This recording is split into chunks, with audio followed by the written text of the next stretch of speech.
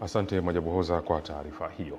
Mashehe na viongozi wa dini ya Kiislamu wameendelea kutoa nasaha kwa vijana kujiepusha na kile kinachodaiwa kuwa maandamano yaliyopigwa marufuku na jeshi la polisi baada ya kubaini kuwa yanaweza kusababisha vurugu, uporaji na uharibifu wa mali. Kuvunjika amani hii maana yake itapelekea na kwamba na muungano utavunjika, hili tusilikubali.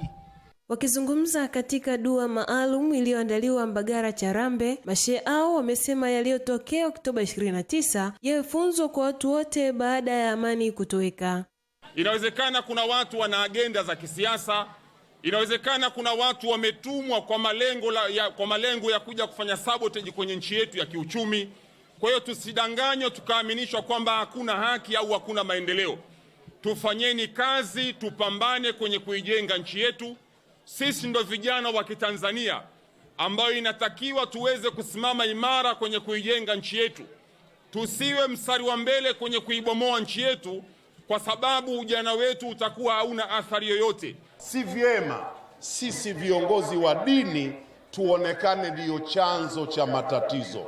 Tuungane, Waislamu, Wakristu, wapagani na madhehebu zote zinazoungana na sisi, tushirikiane na serikali kuhakikisha utulivu unapatikana kama hapa. Wote tutaondoka, wote. Lakini tuondoke tukiwa tumeiacha nchi yetu katika amani na salama. Na hii amani waje wairithi watoto wetu. Hata tukishakuwa makaburini, watumie amani hii kwa kuja makaburini kutuombea dua. Amani ikiharibika, mtu hawezi kufika makaburini kufanya dua, kumfanyia baba yake, kumfanyia mzee wake, kuwafanyia wazazi wake na ndugu zake. Mkuu wa wilaya ya Ilala Edward Mpogolo, ambaye alimwakilisha mkuu wa mkoa wa Dar es Salaam katika dua hiyo, amewapongeza viongozi wa dini ya Kiislamu kwa kuendelea kusisitiza amani, huku akiwahakikishia usalama wakazi wa Dar es Salaam. Niwahakikishieni mkoa wetu wa Dar es Salaam kwa niaba ya mkuu wetu wa mkoa ni salama sana. Vyombo vya ulinzi na usalama vimejipanga vizuri.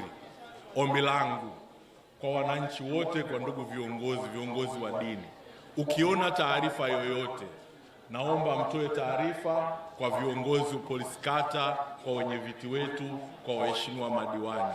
Usione jambo lisilo la kawaida ukalimezea macho, ukaliacha, liseme ili hatua ziweze kuchukuliwa. Wenzetu hawa wanatafuta nini? Wanataka nini? Dhamira yao ni nini?